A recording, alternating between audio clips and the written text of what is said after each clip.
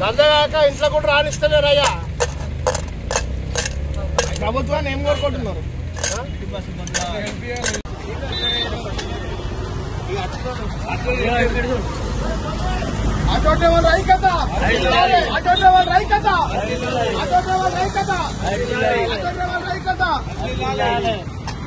రాష్ట్ర అధ్యక్షుడు ఏమలమారాయ పిలుపు మేరకే మా మేడ్చల్ మండల్లో కానీ మేడ్చల్ టౌన్లో కానీ మా ఆటో డ్రైవర్లు అంతా నష్టపోయినారు కాబట్టి బస్సులో ఇవాళ బస్సు ఎక్కి ఆటో డ్రైవర్లు బిచ్చం అడుక్కున్న పరిస్థితి ఏర్పడ్డది.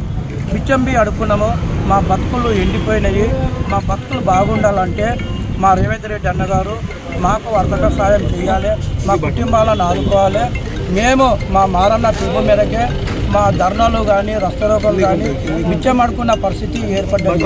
మా మారన్న పిలుపు మేరకే మేము ఇలా బిచ్చం అడుక్కున్నాము. మాకు గిరాకులు అయితే లేవు, ఈఎంఐ కట్టుకోలేకపోతున్నాము.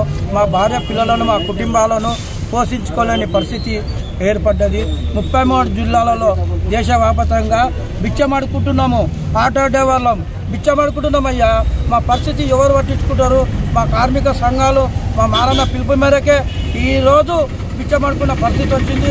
హైకమాండ్కు తీసుకోవాలి, రేవంత్ రెడ్డితో చర్చలు చేయాలి, కార్మిక సంఘాలకు చట్టాలకు గౌరవం చేయాలి, మమ్మల్ని ఆదుకోవాలని ఆ రేవంత్ రెడ్డి అన్నగారు చీఫ్ మినిస్టర్ ఇప్పుడే మాకు దెబ్బ పడ్డది, చాలా దెబ్బ పడ్డది. మా కుటుంబాలపై రోడ్డుపై పడ్డది.